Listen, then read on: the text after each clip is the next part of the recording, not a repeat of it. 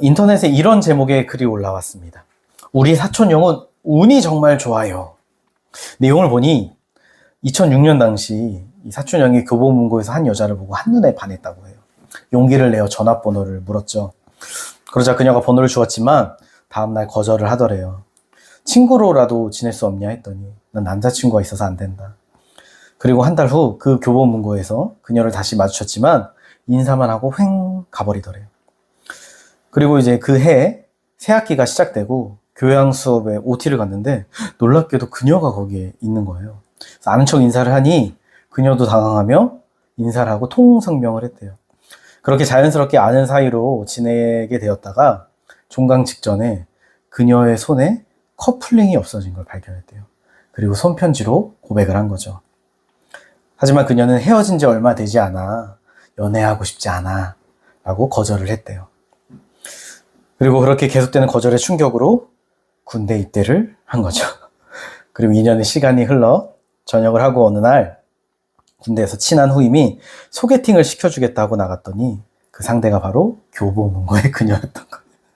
결국 둘은 연애를 시작했고 4년 뒤에 결혼을 했죠. 그래서 이 정도면 하늘이 맺어준 인연 아닌가 라고 했다고 해요. 우리가 인생을 살다 보면 도무지 내 계획이나 노력으로는 설명할 수 없는 일들이 일어날 때가 종종 있죠. 그럴 때 우리 그리스도인들은 하나님께서 하셨다라고 고백을 하게 되는데요. 오늘 본문에서도 사람과의 계산과 능력으로 설명할 수 없는 하나님의 역사를 경험한 사람들이 등장을 합니다. 우리가 지난주 나눈 내용을 잠시 돌아보면 기브온이 이스라엘과 화친했다는 소식을 듣고 예루살렘 왕 아도니세덱이 크게 두려워했죠. 그는 남부 연합군을 결성하고 기브온을 공격하려 했어요. 하나님의 심판이 다가옴에도 회개하지 않고 오히려 하나님과 맞서기로 한 거죠. 그리고 그런 절박한 상황 속에서 기브온 사람들은 이스라엘을 향해, 아니 더 정확히는 하나님께 항복의 손을 내밀었죠. 그리고 우리는 이것을 죽을 수밖에 없는 죄인이 복음 앞에 취해야 할 마땅한 자세라고 나누었었어요.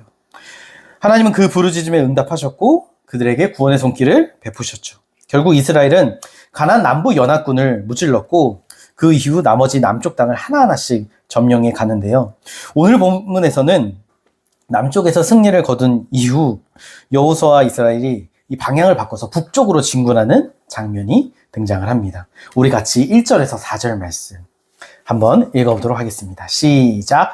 하솔왕 야빈이 이 소식을 듣고 마드노한 요박과 악사왕과 및 북쪽 산지와 긴네로 남쪽 아라비아 평지와 서쪽 돌의 높은 곳에 있는 왕들과 동쪽과 서쪽의 가나안 족속과 아모리 족속과 헷 족속과 브리스 족속과 산지의 여부스 족속과 미스파 땅 헤르몬 산 위에 아래 휘 족속에게 사람을 보내매 그들이 그 모든 군대를 거느리고 나왔으니 백성이 많아 해변에 수많은 모래 같고 말과 병거도 심히 많았으며. 아멘. 여호수아가 이 남쪽을 평정했다는 소식이 북쪽에 전해지자 이 하솔왕 야빈이 주동이 돼서 연합군이 만들어졌대요. 여러분, 하솔은요 이 가나안 지역에서도 가장 큰 성이었어요. 예루살렘의 한 10배 정도 되고요, 여리고의 20배 정도 된대요. 그러니까 이 북쪽 지역의 실질적인 대장이었던 거죠. 그래서 2절에 보니 북쪽 산지의 왕들이 모였고 3절에서는 동쪽과 서쪽의 여러 족속까지 다 모인 거예요.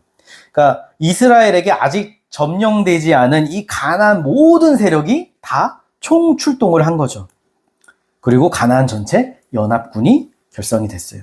이제 이 전쟁에서 이기면 가나안 전체가 이스라엘의 손에 들어오는 상황이었어요. 그런데 문제는 4절에 보니 가나안의 군대를 이렇게 묘사해요.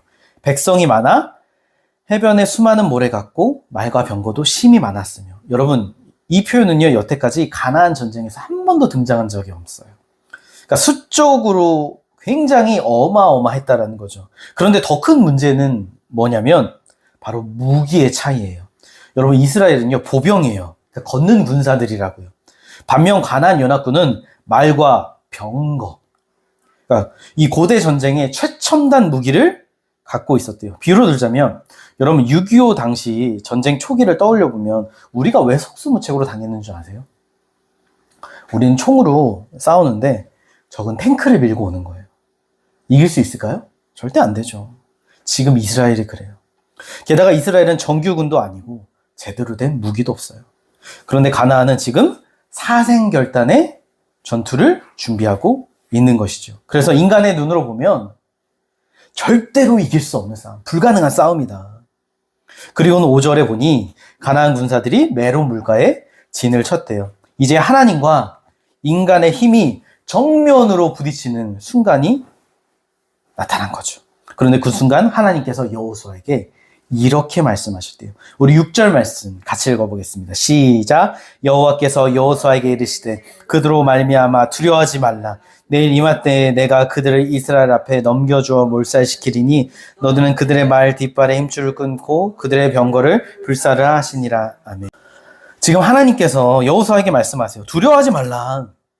여러분, 이 여호수아에 매번 심심치 않게 등장하는 말이 두려워하지 말라는 거예요. 왜요? 여호수아 입장에서는 지금 단 한 번도 쉬운 적을 맞이한 적이 없거든요. 마치 그 2002년 월드컵 기억나세요?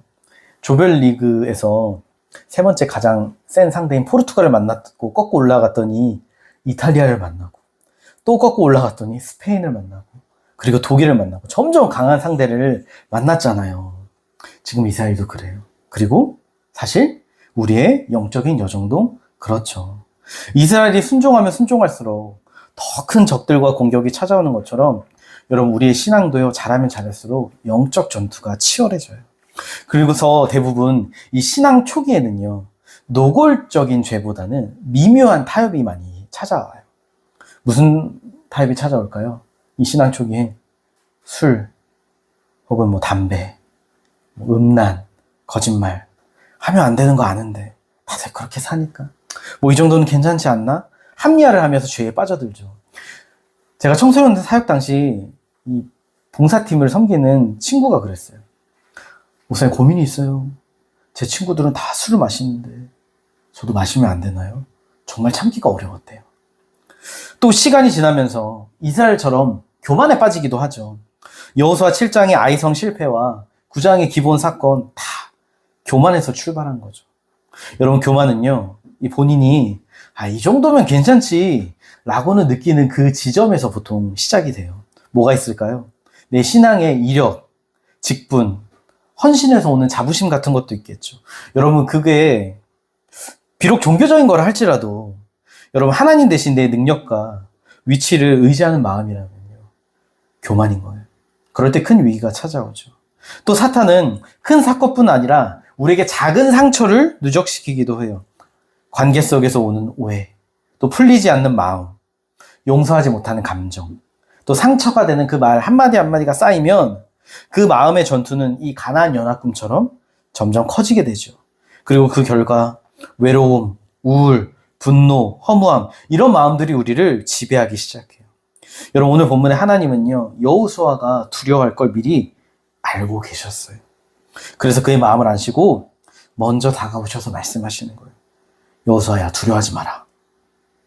지금 가나안 북부 연합과 나머지 민족들이 군사력을 과시하며 이스라엘을 집어삼키려고 해요. 하나님을 백성을 대적하는 이 사탄의 영적인 공격들이죠. 여러분, 성경에서 사탄이 가장 큰 공격을 행했던 순간이 있어요. 혹시 그게 언제인 줄 아세요? 자기가 승리했다라고 느낀. 바로 예수님을 대적하기 위해 모든 세력이 한데 모였던 날. 그때는 예수님을 제외하고 모두가 연합하여 예수님을 십자가에 못 박았죠. 그들은 예수님의 숨이 멈추는 순간 자신들은 승리하였다고 포효를 했어요. 하지만 어떤 일이 일어났나요? 예수님 십자가에서 우리 죄를 담당하시고 부활하셔서 모든 죄와 사탄의 세력을 꺾으셨죠. 그리고 우리에게 예수 그리스도의 이름의 권세를 주시며 이제는 그 이름의 권세로 너희가 담대히 걸어가라. 내가 너희들에게 승리를 주었다. 내가 너희와 세상 끝날까지 함께할 것이다. 두려워하지 말라. 그러므로 여러분, 우리는요, 예수 그리스도의 이름을 선포하며 담대히 주님과 함께 걸어가야 해요. 요즘 삶이 더 힘들어지고 갈등도 생기고 영적 전쟁이 치열하게 느껴지시나요? 그러면 그건요, 잘못된 길을 가고 있어서가 아니라 오히려 바른 길을 가려고 하기에 일어날 수 있는 일인 거예요. 그런데 만약 우리가 그 안에서 주님이 우리에게 주신 승리를 누리지 못하고 있다면, 그래서 자꾸 지치고 두려움이 찾아오고 우울함과 분노가 앞선다면 잠시 멈춰서 질문을 해보세요. 나는 내게 능력 주시는 자 안에서 그분 안에 있는가? 나는 예수 그리스도의 승리를 정말 믿고 그 승리를 기대하며 살고 있는가? 하나님은 지금도 그 질문 앞에 서 있는 우리에게 말씀하세요. 두려워하지 말라. 내가 너와 함께 할 것이다. 그런데 여러분, 오늘 하나님의 말씀은요, 거기서 끝이 나지 않아요. 6절의 뒷부분을 보면 여호수아에게 또 다른 명령을 주세요. 그게 뭐냐면 바로 너는 그들의 말 뒷발의 힘줄을 끊고 그들의 병거를 불사르라 하시니라. 여러분, 보통 전쟁에서 승리하면요, 적의 무기를 전리품 삼아 쓰는 건 당연한 거예요. 오히려 좋은 무기를 이용하는 게 유리하죠. 그런데 하나님은 그걸 다 없애라 말씀하세요. 왜일까요? 이스라엘이 그 말과 병거를 갖게 되면 하나님보다 눈에 보이는 힘을 더 의지할 걸 아셨으니까. 그래서 신명기 17장 16절에도 이렇게 이야기해요. 왕에 대한 이야기예요. 그는 병마를 많이 두지 말 것이며 병마를 많이 얻으려고 그 백성을 애굽으로 돌아가게 하지 말 것이니. 아멘. 여러분, 여기서 하나님이 금지하신 건요, 단순히 말이나 무기 자체를 가지지 말라 그게 아니라 세상적인 군사력을 의지하는 마음, 세상의 안전장치를 추구하지 말라. 왜요? 하나님은 당신의 자리에 다른 무엇이 앉아있는 것을 허락하지 않으시니까. 이스라엘이 지금은 힘이 연약해요. 그러니 하나님만을 바라볼 수밖에 없는데 과연 말과 병거를 소유하게 된다면 하나님을 전적으로 의지할 수 있겠느냐. 여러분, 우리도 그렇죠. 우리도 눈에 보이는 것을 가지면요, 쉽게 그걸 의지하죠. 뭐가 있을까요? 안정적인 재정이나 뭐 커리어도 있을 수 있고요. 인맥, 혹은 신앙 경력이나 사역 경험, 또 나이가 가지고 있는 말씀 지식도 있을 수 있겠죠. 또 내 인간적인 지혜도 있을 수 있고, 자녀의 성공까지도. 여러분, 그 모든 게 다 그 자체가 죄가 아니에요. 하지만 우리가 그것을 하나님보다 더 든든하게 느낀다면, 혹은 하나님보다 더 사랑한다면 그들도 하나님이 금지하신 말과 병거가 되는 거예요. 저희가 교회 장소를 계약을 할 때 사실 제가 속으로 이렇게 기도한 적이 있어요. 하나님, 로또 당첨되게 해주세요. 그러면 이 모든 재정의 문제도 한 번에 해결되고 얼마나 좋습니까? 그러자 주님께서 제 마음에 바로 이런 답장을 주셨어요. 유서가, 네가 로또 당첨되면 지금 이 장소에 만족하겠냐? 그 돈으로 건물 산다고 하지 않겠냐? 그리고 너가 지금같이 절실하고 한결같은 마음으로 목회할 수 있겠냐? 그때 깨달았죠. 하나님 원하시는 삶은 내가 가진 힘으로 문제를 해결하는 게 아니라 하나님을 전적으로 의지하는 삶이라는 걸. 여러분, 우리는 삶이 어려울 때는 기도하면서 하나님을 찾지만 안정이 되면요, 이상하게도 기도가 줄어들어요. 그래서 하나님은 때때로 우리의 안전장치를 허물기도 하세요. 우리가 하나님이 아닌 다른 것을 의지하고 있다라는 걸 깨닫게 하시려고. 그래서 만약 우리 마음에 이게 없으면 안 되는데, 불안하고 흔들리고 혹은 나는 이것만 있으면 정말 좋을 텐데 하는 게 있다면 여러분, 그게 우리의 우상인 거죠. 제가 지난주에 그런 이야기를 했어요. 죄의 본질은 하나님 중심에서 내 중심으로 전환되는 거다. 다시 말해, 죄는 내가 내 인생을 스스로 책임지겠다 하는 거다. 여러분, 우리는 물론 난 하나님 믿지, 나는 다르지 라고 말하지만 우리도요, 이 유혹에 얼마든지 넘어갈 수 있어요. 여러분, 역대상 21장에서 다윗이 인구조사를 하잖아요. 근데 하나님께서 이 일을 악하게 여기셨죠. 왜 악하게 여기셨을까요? 인구조사 잘못된 거예요? 너가 대답해라 라는 표정으로 보시는데, 왜냐하면 다윗은 그동안 하나님을 자기의 피난처요 산성으로 삼는 삶을 살았어요. 근데 이제 나라가 부강해지고 하니까 자기 군대와 병력을 의지하게 된 거예요. 그래서 인구조사를 한 거예요. 군사로 쓸 수 있는 남자가 몇 명인지 확인하기 위해서. 여러분, 이 인구조사는요, 단순한 사건이 아니라 하나님의 자원으로 사는 삶에서 자기 자원으로 사는 삶으로 전락해버린 걸 말하는 거죠. 그리고 그 배후에 누가 있습니까? 사탄이 있어요. 다윗이 그걸 알았을까요? 아니요. 몰랐을걸요? 왜일까요? 당시 고대 왕들은 다 그렇게 했으니까. 세상의 관점에서 보면 다윗의 행동은요, 이상한 게 아니에요. 여러분, 사탄의 유혹도 그래요. 세상 다 그렇게 사는데 어떻게 하나님만 믿고 사냐? 우리에게 하나님의 자원이 아닌 자기 자원으로 살아가도록 여러분 기도보다 계산을, 말씀보다는 데이터를, 하나님보다는 내 능력을 신뢰하게 만드는 거죠. 그래서 우리도 거기에 자유하지 않아요. 왜냐하면 우리의 필요는 사실 현실이니까. 우리 교회가 이제 이곳에 오면서 정리를 여러 하고 있어요. 버릴 것도 버리고, 이제 니스칠도 하고, 필요한 것도 사고, 단장도 하고, 돈도 들어가죠. 월세도 들어가고요. 그래서 기도했어요. 주님 어떻게 하시렵니까? 눈앞에 보이는 것을 계산하니 답이 안 보이는 것 같아요. 근데 주님께서 제게 그런 마음을 주시더라고요. 나는 너의 하나님이다. 두려워하지 마라. 그리고 하나님의 사람을 통해 조금씩 우리의 재정을 채워주시더라고요. 오늘 새벽에도 여러분, 참 신앙의 길은요, 예수님을 따라가는 거잖아요. 근데 요한복음 6장 57절에 예수님께서 이렇게 말씀하세요. 내가 아버지로 인하여 사는 것 같이 나를 먹는 그 사람도 나를 인하여 살리라. 아멘. 여기서 아버지로 인하여 산다는 건요, 예수님의 삶의 근원이 늘 하나님이셨다는 거예요. 그러니까 예수님의 삶은 항상 하나님이 목적이었고, 하나님만을 의지했고, 하나님의 뜻에 순종하는 삶을 살았다는 거죠. 다시 말해 하나님이 모든 것이 되는 삶. 그리고 예수님은 우리에게 그 길을 따르라고 말씀하세요. 그럼 여러분, 우리가 어떻게 예수님의 삶을 따라갈 수 있을까요? 답은 하나예요. 바로 십자가의 복음 위에 서는 거죠. 바울은 그런 삶을 갈라디아서 2장 20절에 이렇게 말해요. 같이 읽어보겠습니다. 시작. 내가 그리스도와 함께 십자가에 못 박혔나니 그런즉 이제는 내가 사는 것이 아니요 오직 내 안에 그리스도께서 사시는 것이라. 이제 내가 육체 가운데 사는 것은 나를 사랑하사 나를 위하여 자기 자신을 버리신 하나님의 아들을 믿는 믿음 안에서 사는 것이라. 아멘. 여러분, 이 말은요, 단순한 신학적 진술을 말하는 게 아니에요. 우리 삶의 태도를 말하는 거예요.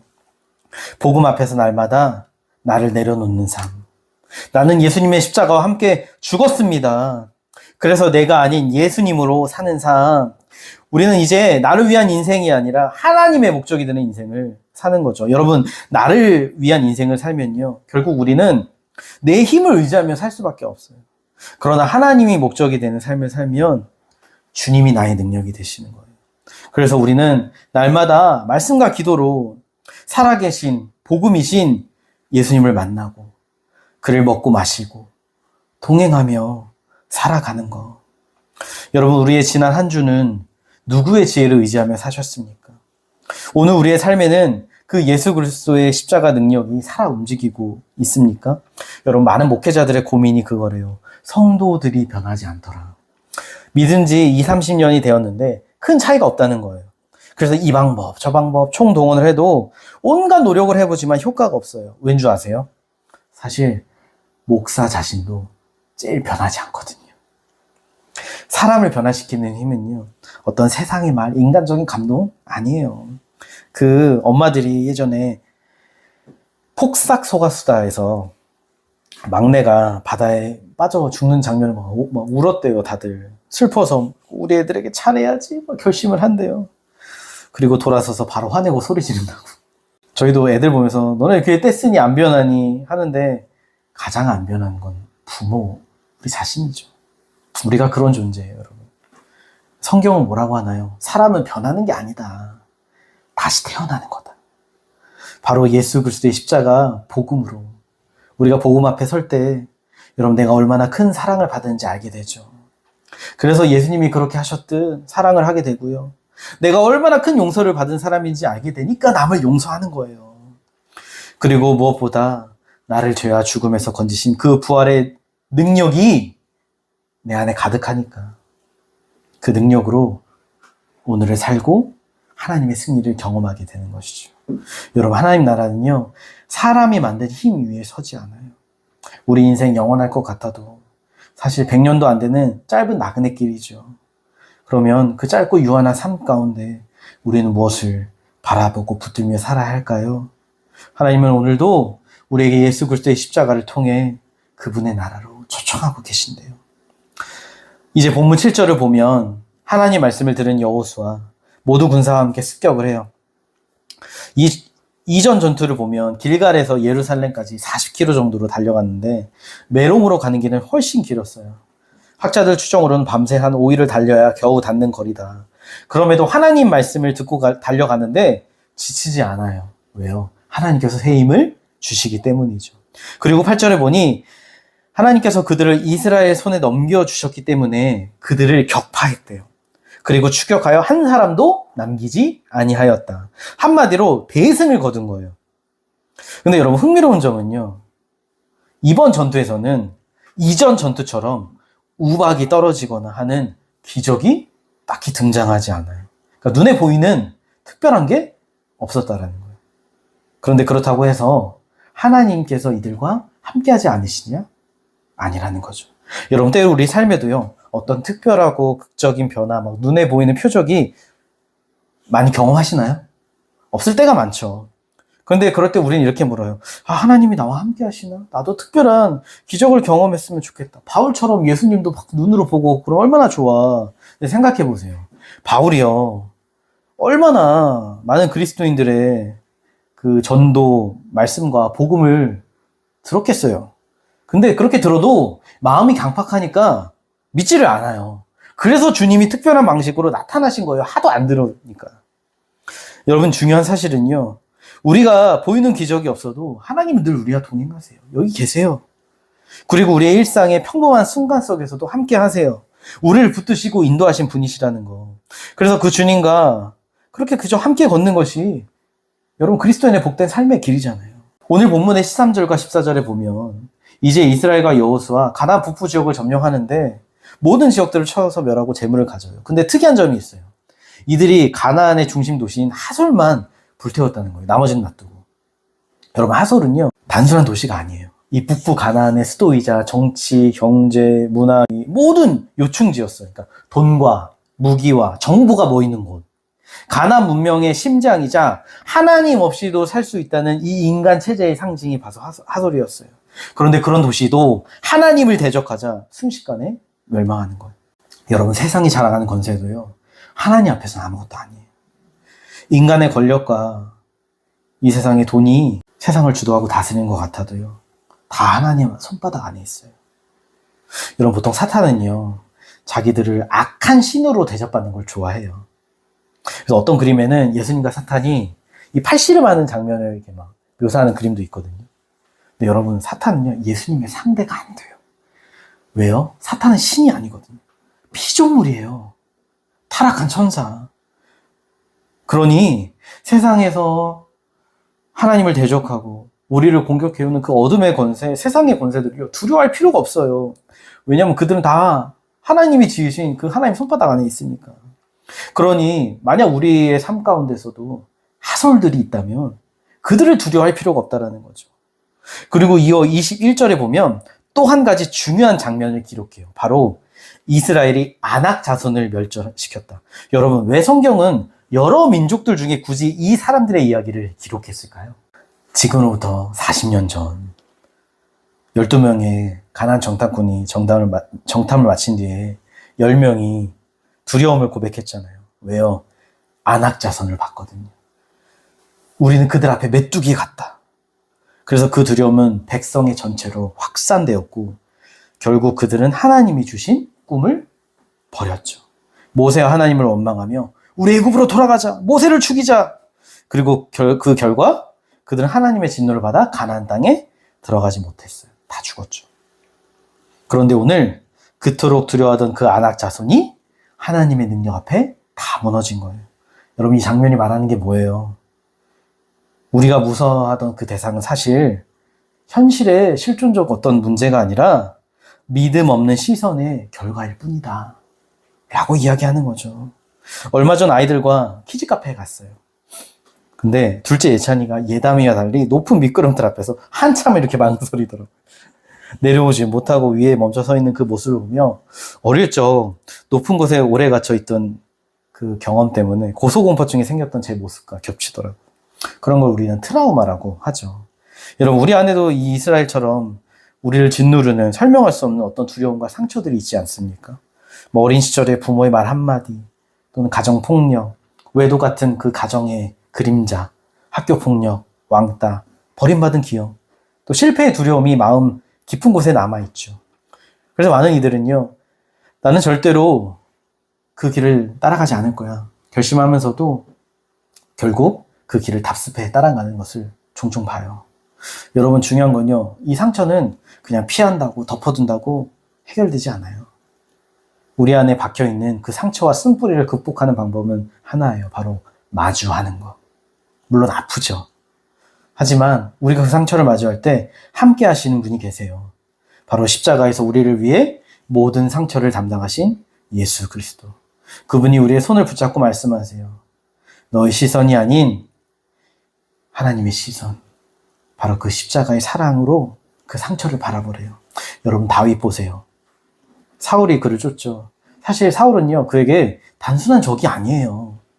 오히려 아버지처럼 여기고 따랐던 사람이죠. 스승이었죠.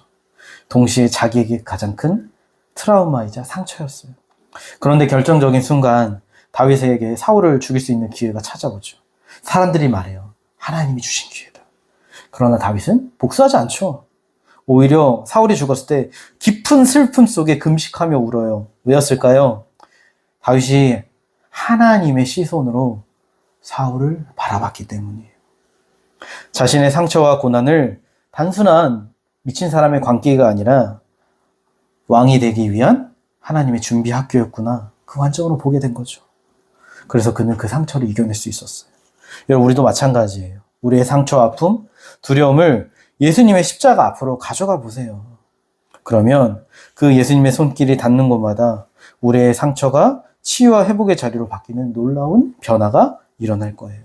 여러분, 오늘 본문의 이스라엘 트라우마를 극복하고 하나님 말씀에 순종의 걸으니 그 결과 23절에 전쟁이 그쳤다라고 해요. 이 말이 뭘까요? 아직은 사실 작은 전투들은 남아있어요.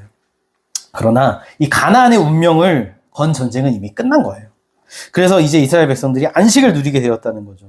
여러분, 하나님은요, 당신의 백성이 안식하기를 원하시는 분이세요. 그러나 이 안식은 완전한 안식이 아니에요. 이후에도 이스라엘은 또다시 전쟁을 경험했고 결국 나라를 빼앗기는 아픔까지 경험하죠. 그래서 히브리서 4장 8절은 이 장면을 이렇게 말해요. 제가 읽어드릴게요. 만일 여호수아가 그들에게 안식을 주었더라면 그 후에 다른 날을 말씀하지 아니하셨으리라. 무슨 말이냐면 여호수아가 준 안식은 잠시 누리는 그림자였고 하나님은 더 크고 깊은 안식을 준비하고 계셨다는 거죠.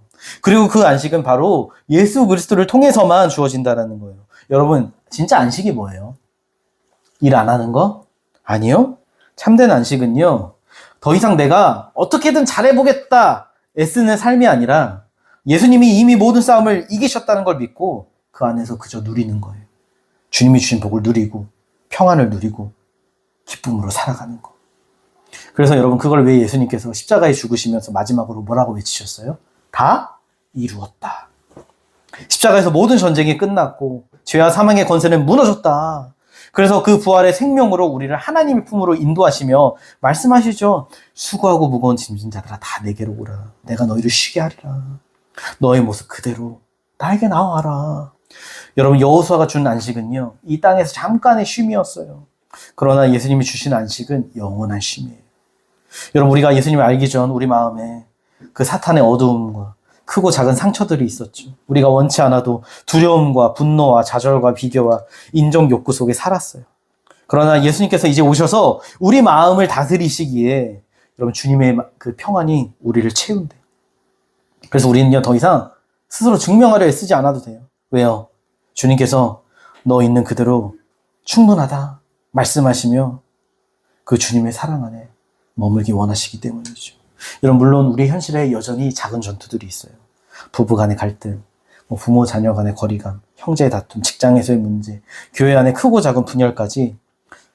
하지만 여러분, 오늘 본문의 여호수아의 승리도요, 사실 단번에 모든 게 끝난 게 아니에요. 실제 땅을 차지하는데 몇 년 걸린 줄 아세요? 지금 이제 한 10일째 왔는데 아직 다 안 건 아니지만 7년 걸려요. 금방금방 온 것 같은데. 그러니까 하나님의 약속은요, 그렇게 긴 시간과 인내를 요구해요. 그래서 지금 당장 내 인생에 어떤 문제나 보이는 것이 해결되지 않는다고 낙심할 필요 없어요. 주님께서 약속하신 그 평안은 우리가 매일 그 주님을 따르는 삶에서 조금씩, 그러나 분명하게 깊어질 테니까요. 사랑하는 여러분, 오늘 하나님께서 우리에게 분명히 말씀하세요. 전쟁은 이미 끝났다. 십자가에서 내가 다 이루었다. 그러나 우리는 여전히 전투 속에 살아가죠. 말과 병거를 붙잡은 채, 하소를 무너뜨리지 못한 채, 하나님보다 내 능력과 내 자원과 내 계획을 더 의지하며 혹시 우리는 살아가고 있지 않습니까? 그래서 하나님 우리에게 말씀하십니다. 그 병거를 불사르라. 그 말의 힘줄을 끊으라. 네가 의지하던 것들을 내려놓고 이제 나의 평안 안에서 참된 안식을 누려라. 오늘 이 시간 여러분의 마음속의 하소는 무엇입니까? 결단하기 원합니다. 주님, 제 마음의 병거를 불사르겠습니다. 주님만을 의지하겠습니다. 주님만이 제 삶의 주인이심을 고백하며 날마다 말씀과 기도로 주님이 주시는 그 안식 안에 머무는 자가 되게 하여 주시옵소서. 그렇게 이번 한 주 우리의 가정과 교회와 일터와 마음의 자리에서 우리 안에 참된 평안과 안식이 넘치기를, 그리고 날마다 예수님 안에서 쉬는 자들로 그 한 주를 살아가시는 우리 성도님들 되시길 예수님의 이름으로 간절히 축복합니다.